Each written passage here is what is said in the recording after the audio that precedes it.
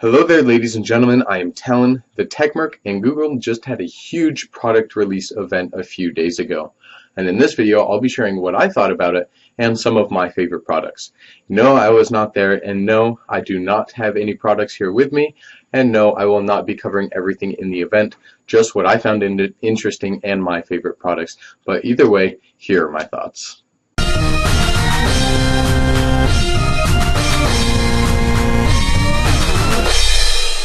So let's start things off with the new Google Pixelbook. This product is very interesting, especially because it comes in starting at $1,200. That's a lot of Ben Franks.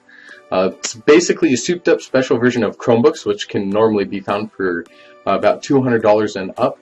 And of course, the higher you pay, the better price you're going to get. But I'm not sure how much of a price to performance you're going to get from a $1,200 laptop running Chrome OS. Although it is running an updated version of Chrome OS, which now natively supports the Google Play Store, meaning that you can get virtually any phone or tablet app onto your laptop. Essentially what it's looking like is the Google Pixelbook is a hybrid between a MacBook, a Chromebook, and a tablet, which is going to be very, very interesting to see.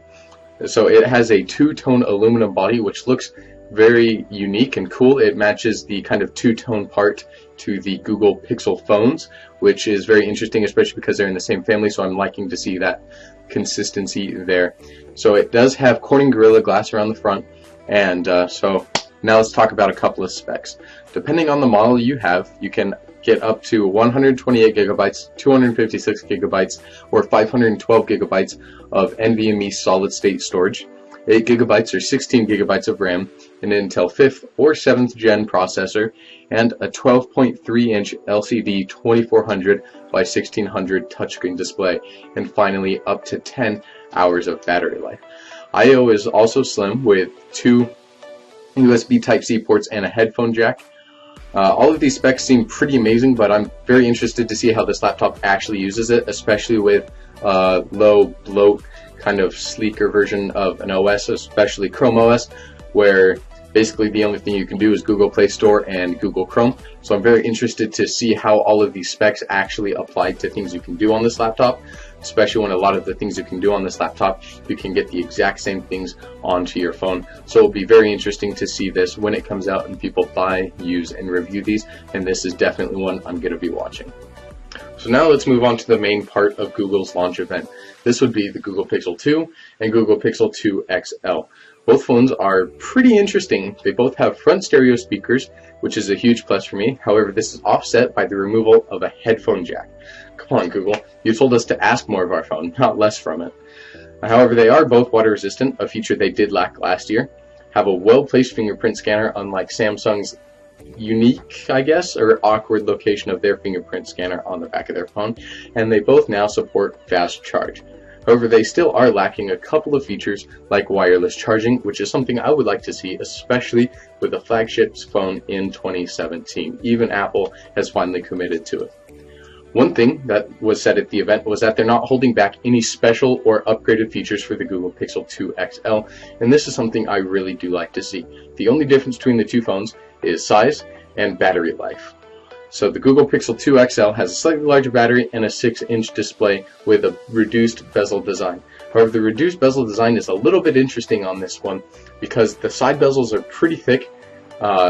They're definitely thinner than they used to be. However, they are thick compared to a lot of the devices that are going this reduced bezel route, like the LG G6, the S8, S8 Plus, and Note 8 that have virtually no side bezel whatsoever. So it is nice to see that Google is making a 2017 looking phone. However, this does only apply to the Google Pixel 2 XL, and the Google Pixel 2 will have a standard display with thick bezels.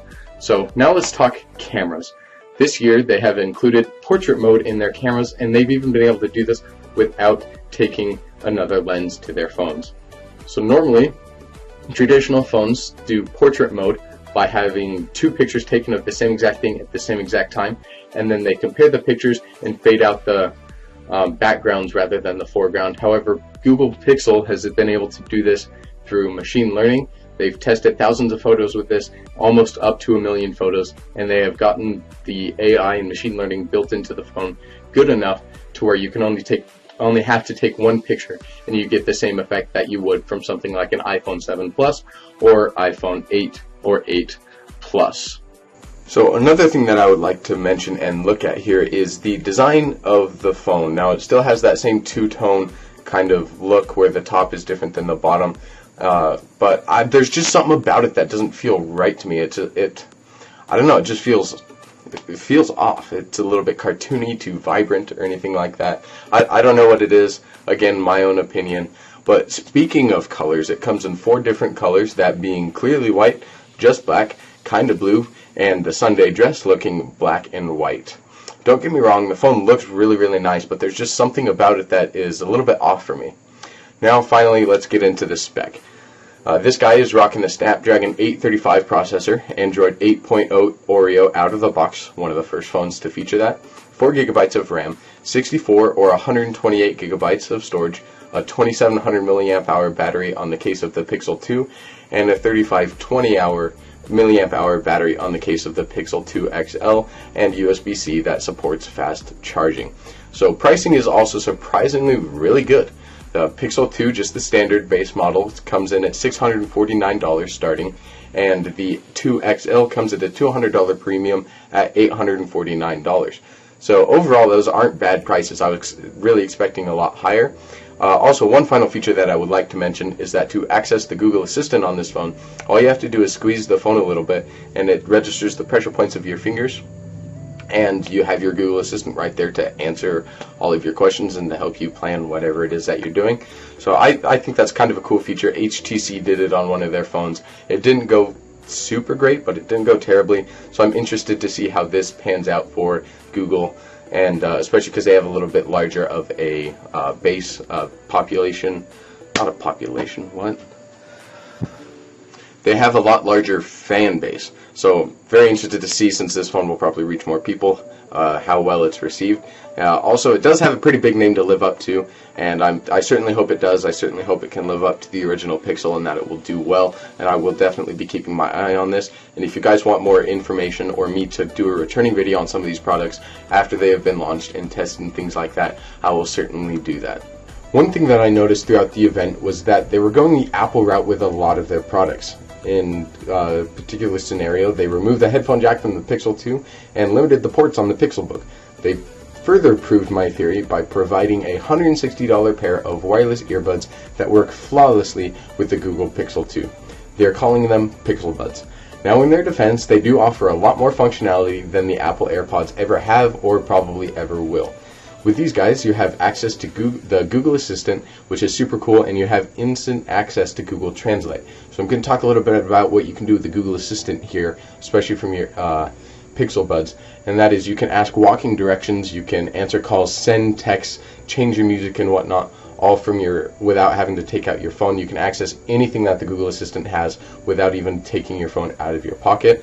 So now let's talk about the Google Translate feature. Now this is what really made this product stick out to me. On stage during the live stream and the event, they had a woman who spoke Swedish and a man who was speaking English, and they had an entirely fluent conversation using only the Pixel Buds and the speakers on the new Google Pixel 2.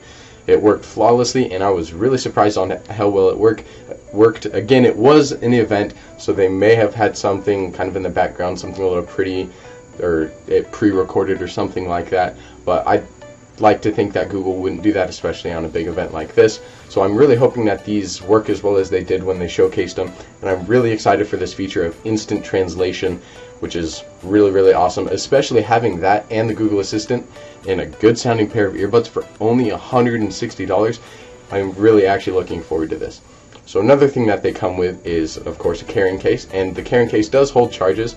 So with a fully charged Pixel Bud case and Pixel Buds themselves, you can get up to 24 hours of battery life, which is something I am pretty impressed by, especially if you have some of these features going on. So overall, this is probably my favorite product and the most interesting one that I saw at the event, and this is the one I will be following more closely than any of the other ones, and will most likely have an upcoming video. If you guys are interested, make sure you hit that like button down below to let me know.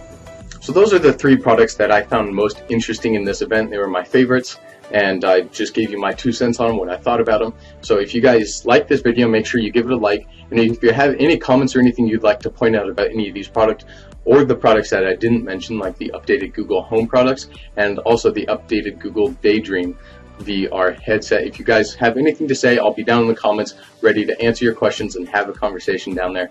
But if you guys liked it, make sure to give that like. It helps a lot. And as always, I'll see you guys next time.